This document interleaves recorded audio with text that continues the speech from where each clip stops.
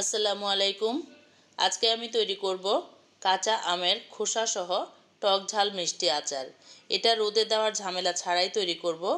নিয়েছি কিছু কাঁচা আম আর সাদা সরিষে, 5 ফোড়ন, শুকনো মরিচ, রসুন আর নিয়েছি লবণ, সরিষার তেল এবং চিনি।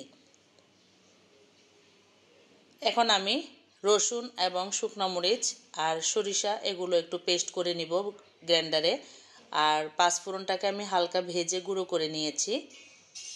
দেখতেই পেয়েছেন যে গুঁড়ো করা হয়ে গিয়েছে আর এটা পেস্ট করে নেওয়া হয়ে গিয়েছে। এখন চলে যাব চুলায় আমি রান্না করতে। এই যে আমি চিনি নিয়ে নিচ্ছি আর সাথে সরিষার তেলটা নিয়ে নিচ্ছি।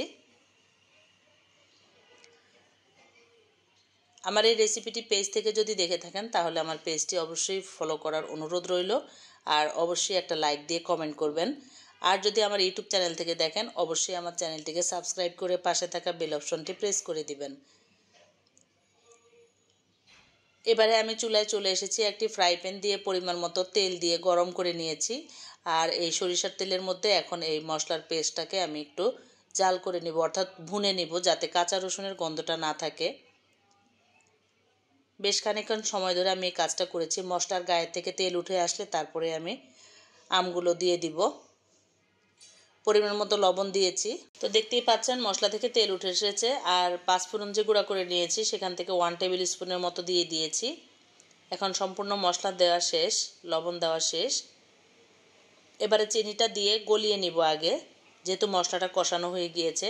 আর মশলাটা কষিয়ে নেবার উদ্দেশ্য কিন্তু আপনাদের বলেছি, যাতে কাঁচা স্মেলটা না থাকে।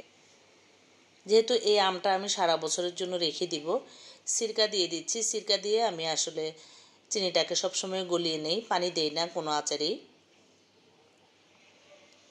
এবার চুলাটা মিডিয়াম আঁচে রেখে আমি চিনিটাকে গলিয়ে নিব আর অপেক্ষা করব চিনিটা গলে যাওয়া পর্যন্ত। দেখতেই পাচ্ছেন চিনি থেকে বেশ পানি উঠে এসেছে। এই পানিটাকে আমি শুকিয়ে নিব। আর এই যে শুকানো হয়ে গিয়েছে, তেলটা উঠে এসেছে, আপনারা দেখতেই পেয়েছেন। এমন অবস্থায় কিন্তু আমগুলো দিয়ে দিতে হবে। খোসাসহ আমগুলোকে আমি এইভাবে টুকরো করে কেটে নিয়ে তারপরে শুকিয়ে নিয়েছি একটা টাওয়েলের মধ্যে দিয়ে। আমার যে গত রেসিপিগুলো দেখিয়েছি সেসব রেসিপিতে দেখে নেবেন।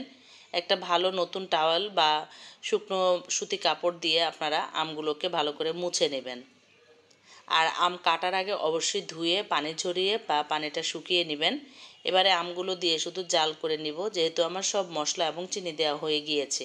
এই আমটা সারা বছর রেখেই আপনারা খেতে পারবেন এবং এটা টেবিলে রেখেই খেতে পারবেন, কোনো সমস্যা হবে না।